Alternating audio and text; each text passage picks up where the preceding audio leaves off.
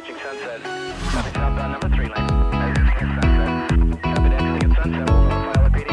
911, what's your emergency? This is how can I help you? We need to fire already. 911 emergency, what are your reports? Welcome back, everybody, to another episode of We Speak Dispatch. We're joined by some of our featured panelists. We got John with us. John, how you doing? All right, good. Good. Glenna, how you doing? Doing great. Thanks for asking. And Mr. Doug, how's Tennessee rolling? Tennessee is great, y'all. Y'all. Today's episode is going to talk about what if the dispatch radio doesn't work. Ooh. Oh. So we talk a lot of times in trainings about CAD going down or rerouting phones to another agency, but what happens when your radio that you key up on doesn't work? And John, we're going to start with you because you work at a rather large agency. When the radio goes down in dispatch, what is your guys' backup to communicate with the field responders? You push the pedal harder. Perfect. It works. Or if you slam your foot on the pedal, I've it heard eventually kicks in. I've heard that. It scares it. Yeah. It's kind of like an AED. In all seriousness, we have a backup radio system built into the radio system console. Oh, wow. So we would just switch tabs or a folder and go to the backup radio system that is controlled through Consolex offsite.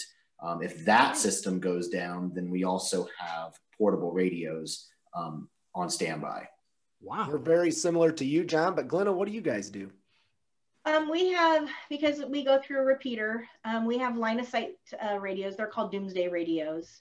But I'm thinking about this right now. I couldn't tell you how to use it. I would have to really think about it. I mean, I think I could walk through it, but you know that the radio is not going to go down when everything's quiet. It's going to go down in the middle of a pursuit or something big, and you're going to have to figure that out. So guess what I'm doing next week? You're going to turn it on.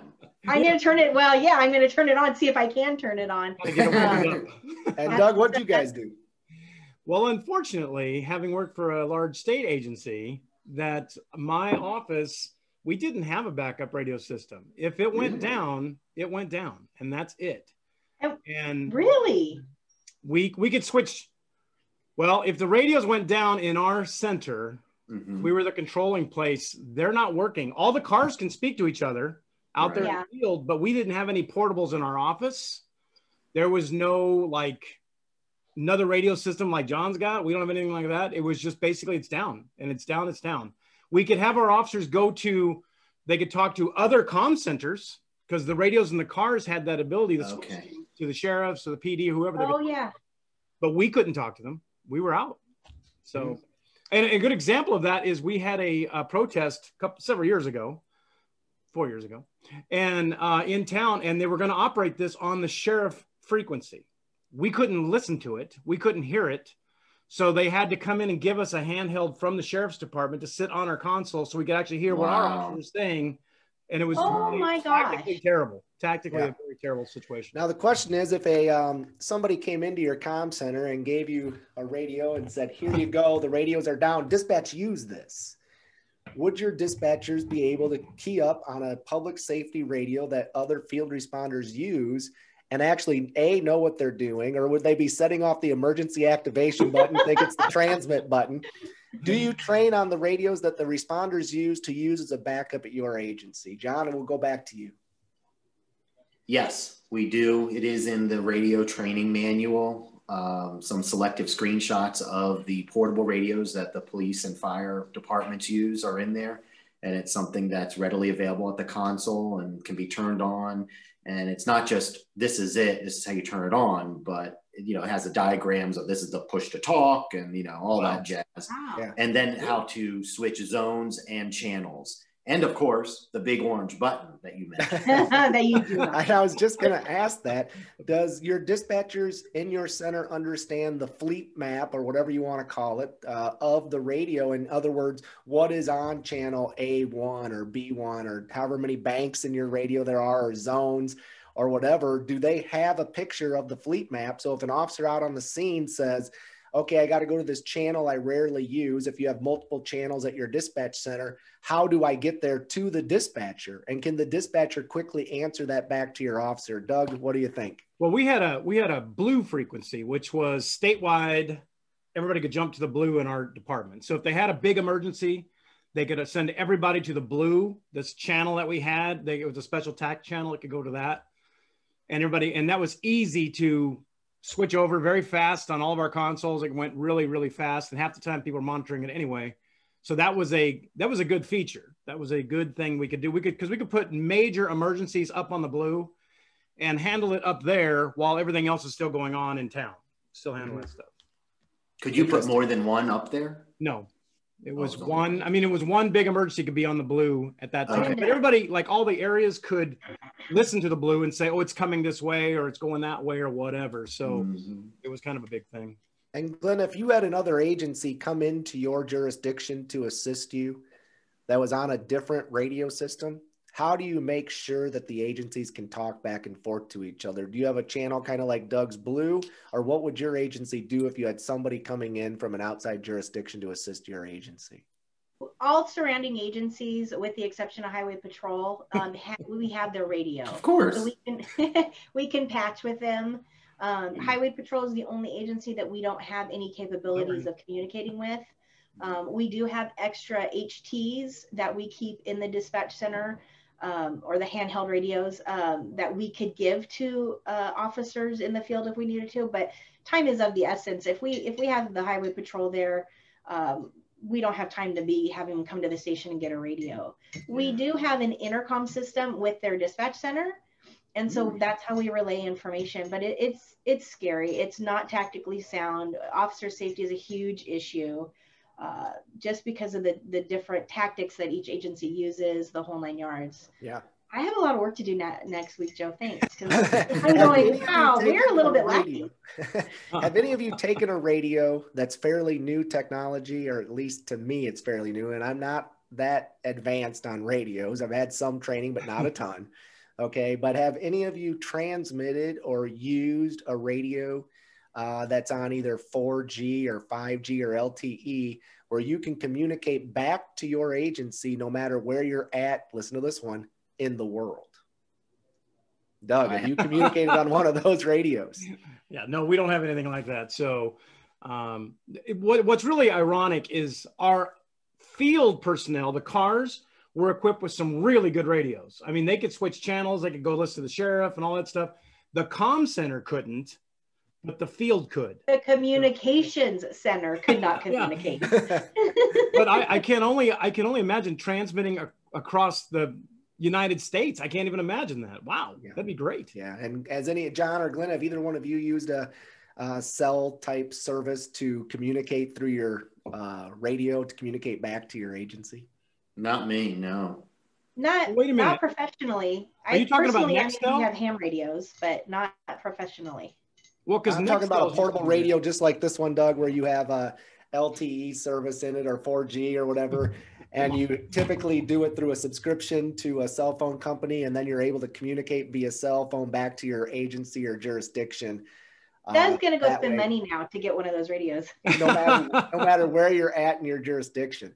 So the last question I'm going to end with is, tell me a story from your agency where you did either A, have to evacuate, or B, you had to use technology that was completely different than what you're used to using, and how did you make it become successful? So John, when's the time at your agency where your CAD completely crashed, your radio went down, or your phones went down, and how did you become successful using something different than even your normal backup procedure? Nothing truly comes to mind that we had to do different than our normal backup procedure, because we have all the supplies from a previous episode. We talk about pen and paper. So, I mean, that's pretty much a lot of our backup tools, and that's always available at the console. Absent of that, nothing comes to mind where we've had to use something other than those tools. Wow. Glenna, what about you? Well, I'm kind of with John.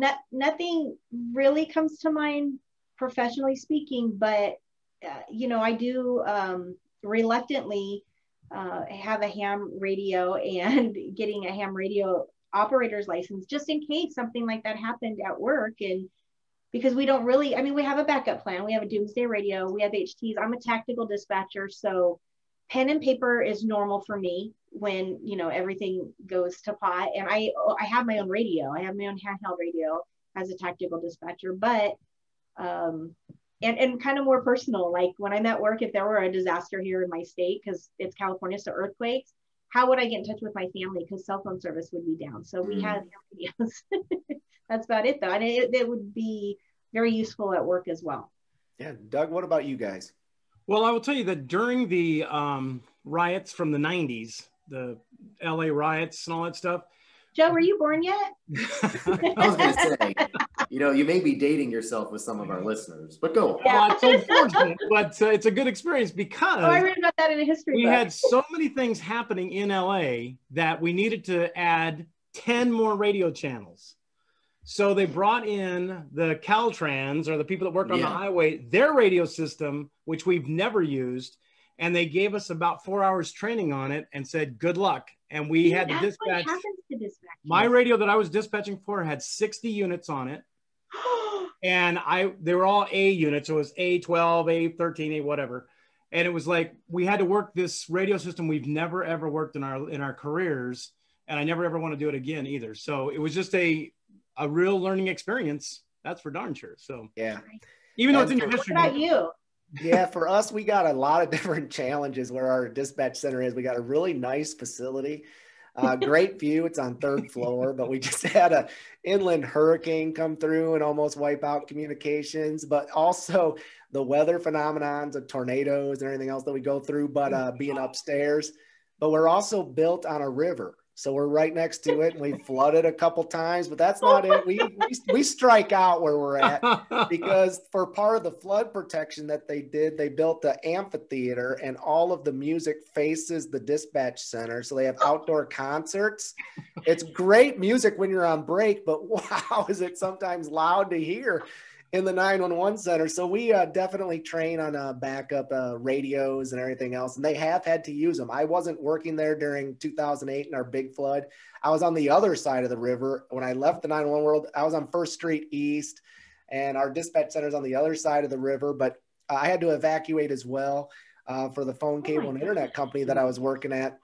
And I can't stress enough to everybody that's listening to this episode, learn how not only to use your radio, learn how to use your backup radio, and have a general awareness of both your field responders portable radio and your field responders car radio. Because one of the things we never brought up is if you are out of backup options in the dispatch center, they could literally bring in a car if you still have communications, and you could sit in a vehicle and dispatch from their radio if you absolutely had to.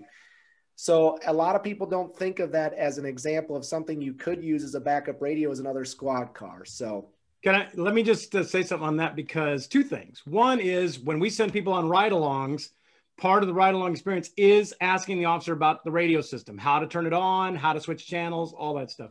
The other thing is because where I worked, we were on low band. So it had a long reach, but it wasn't good in the cities. It didn't work real well. It worked really good on long distances, but that's it. So if you were in a patrol car, you had to put that patrol car at a high point in the city to be able to speak to everybody. So if it was just in our parking lot, you didn't have very much range. If you were up on a hill, you could dispatch. So that was unique to us. That's just scary.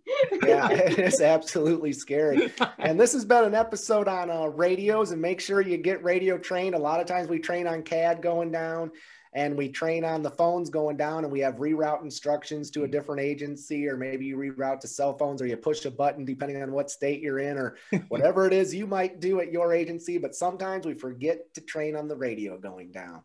And Doug, why don't you tell everybody how they can get a hold of us and maybe being a guest on a future episode? You know what? You can go to our Facebook, Instagram, our webpage, which is WeSpeakDispatch.com, and you can actually send us an email and say, hey, I want to be on your broadcast and talk about whatever topic's important to you. If you've got a topic that you want us to talk about, send us a topic. If you want to do it yourself, we'll put you in one of these boxes, and you can actually join us up here and say, hey, here's my opinion of this or that or whatever it might be. So let us know. WeSpeakDispatch.com, WeSpeakDispatch@gmail.com. So there's all kinds of ways to get a hold of us. Absolutely. And make sure you like us on Facebook, YouTube, Instagram, and Twitter. And also check us out on all the major podcast platforms. That's been this episode from We Speak Dispatch. Have a good night, everybody. Bye. Hi, this is Courtney, and you've been listening to another great episode of We Speak Dispatch, proudly sponsored by our friends at Zybex. Down approaching sunset. Traffic southbound number 3 lane. Exiting at sunset. Traffic exiting at sunset.